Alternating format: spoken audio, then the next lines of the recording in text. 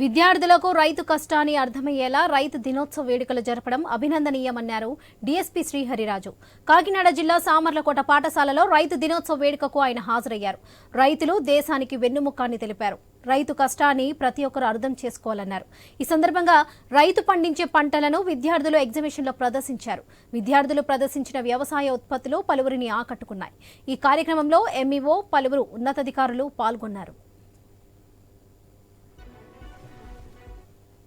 ప్రధానమంత్రి చరణ్ సింగ్ యొక్క జన్మదినోత్సవం సందర్భంగా ఫార్మర్స్ డేని జరుపుకుంటున్న సందర్భంలో వివేకానంద ఇన్స్టిట్యూషన్స్ వారి యొక్క సారథ్యంలో సామర్లకోట వివేకానంద బ్రాంచ్లో చక్కటి కార్యక్రమాన్ని ఏర్పాటు చేయడం జరిగింది.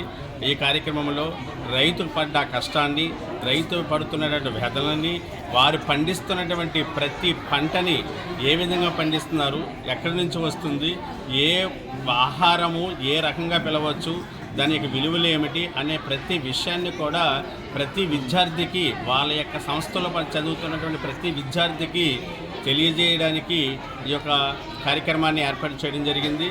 చాలా హ్యాపీగా ఫీల్ అవ్వడం జరుగుతుంది. ఎందుకంటే ఈ రోజుల్లో నోవేడేస్లో మరి చదువుతున్నటువంటి విద్యార్థులకు కూడా వాళ్ళ తింటున్నటువంటి ఆహారం ఎలా పండిస్తున్నారు, ఎక్కడి నుంచి వస్తుంది, ఎవరి ద్వారా మనం పండిస్తున్నారు అనే విషయాలు కూడా చాలామందికి తెలియట్లేదు.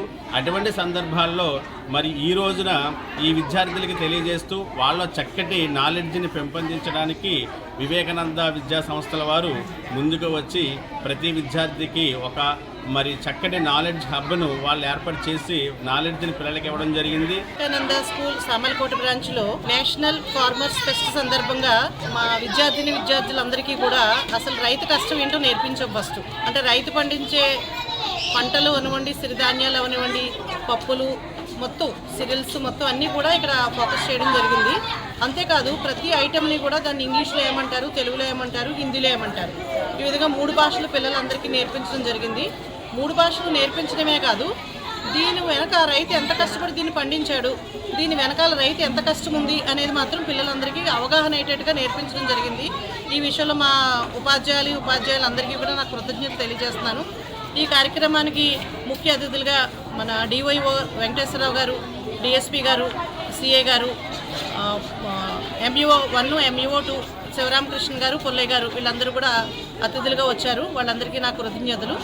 మరి ఈ విషయంలో మా పిల్లలందరికీ కూడా వాళ్ళు in future Telugu, Hindi, English ఏ రాష్ట్రం వెళ్ళినా, ఏ దేశం వెళ్ళినా సరే వాళ్ళకి ఏ విధమైన ఇబ్బంది లేకుండా అన్ని భాషల్లో ఈ కాన్సెప్ట్ మీద పూర్తి అవగాహన వచ్చేటట్టుగా నేర్పించాము. దీనికి తల్లిదండ్రులు కూడా చాలా సహకరించారు.